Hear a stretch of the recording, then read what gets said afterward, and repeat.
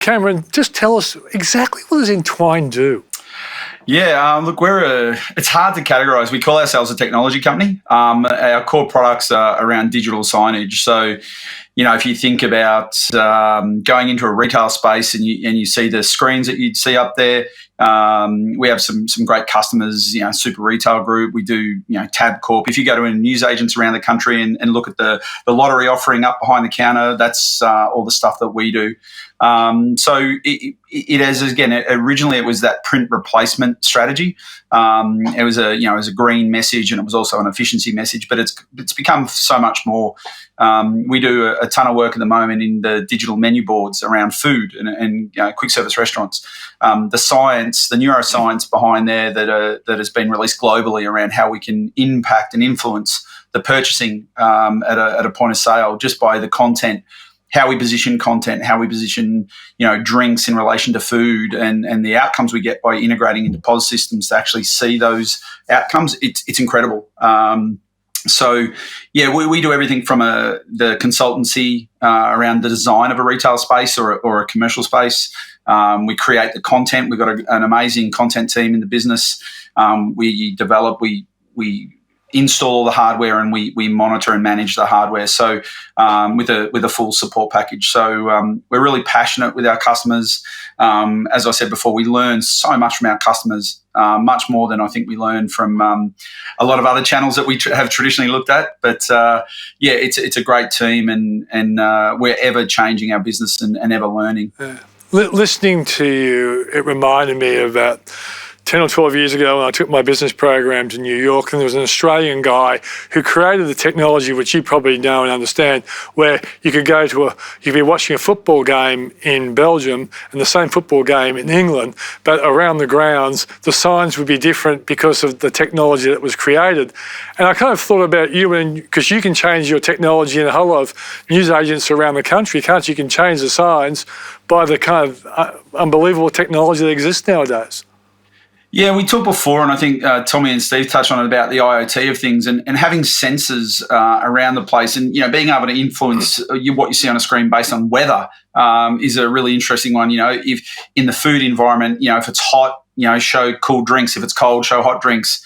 It can be something as simple as that that's really relevant to the customer, the shopping experience. And that's not programmatic. It's using sensors, whether it's weather or time or occupancy. If you've got a retail space or a public space that has got a percentage of, a high percentage of men rather than women, show male-centric advertising. Youth rather than older people, show youth-centric advertising. So, these incredible ways that we can deliver content now are having a real impact in the way we, not just for retail advertising, but traffic flow and public flow through, public spaces and commercial spaces as well. When you think about the changes of what customers expect and the customer experience that people expect, I think about even elevators now. We don't talk to people in elevators, but at least you can now read what's going on in the world. There's little screens there telling us. How's your business been affected by the expectations of customers and the experience they wanted to get out of the stuff that you actually present to them? Yeah, it's a really good question, and you're right. We want to consume content everywhere we go. The elevator is a classic example. We put content into elevators so people aren't frustrated by the wait.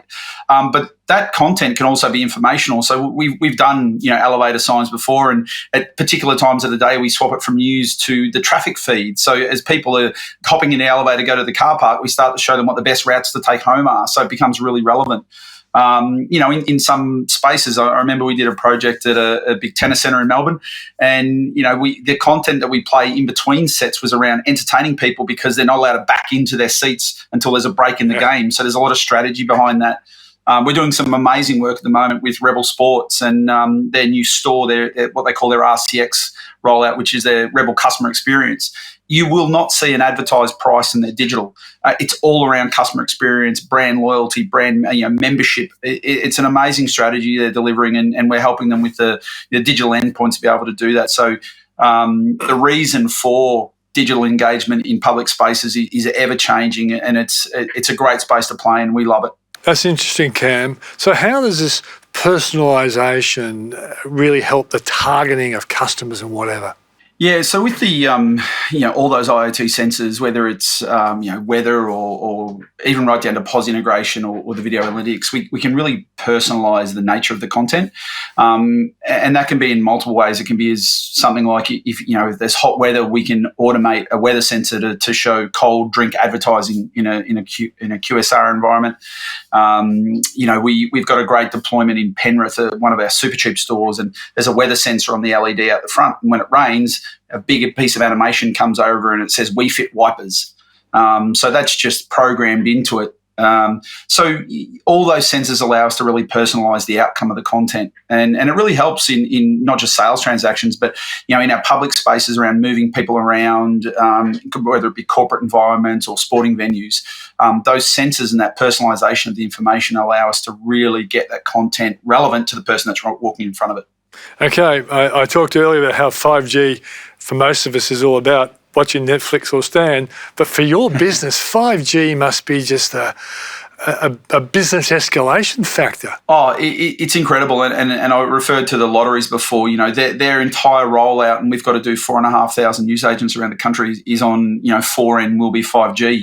It's on a cellular network. So, it's a different network. It doesn't impact their secure, government regulated network. So, it's so flexible for us to do that. But we can also, in public safety and in corporate spaces, we can go and put 5G into work sites. We can put it into mining sites, or 4G and 5G, and have public messaging around OH&S messaging and right down to COVID safe messaging. We've utilised during the last couple of years, we've utilised both visual and audio in our deployments to remind people that you can't enter a retail space or a particular space without a mask on, or you must socially distance. So the ability to have information going out live in real time has been a massive impact. Last year we were fortunate that we got a nice piece of work with Services Australia, and we rolled out digital signage, connected live digital signage into all the Centrelinks. Has had an incredible impact with them because, with all the job support and all the social packages that have been coming out, that changes all the time. So they need to update that messaging as live as possible. And 5G and high-speed internet has allowed us to do a lot of that. Cameron, imagine you're talking to someone, a young person coming to your industry for the first time. What's the best piece of advice you could give him or her? I liked Sylvia's comment before about just wanting to be involved in that first sale as a startup business, and I still very much remember that, and I still very much love that about what we do and winning with customers. But really back yourself, and listen to your trusted advisors. We've been very fortunate. I said before, I'm very fortunate that my business partner is also one of my best mates, but he's also my trusted advisor. We really respect and admire each other's skill sets. I'm the salesman, he's the engineer. So I love bouncing ideas off him. And so back your ideas, but seek really good advice from your trusted partners and the people that you trust in the world, and have a crack. Just get in there, as I think as Steve said before, if you're not hurting anybody, you've got a great idea. We've got sort of 5 core principles that we built in our business. We collaborated with our staff, and one of them that we really live by is that ideas are currency. Innovation creativity drives our innovation. So, we say to all of our staff, any idea is a good idea. You've just got to test it. Yeah. I must admit, I always say to young people, just like you, have some guts, make some big decisions, and move home.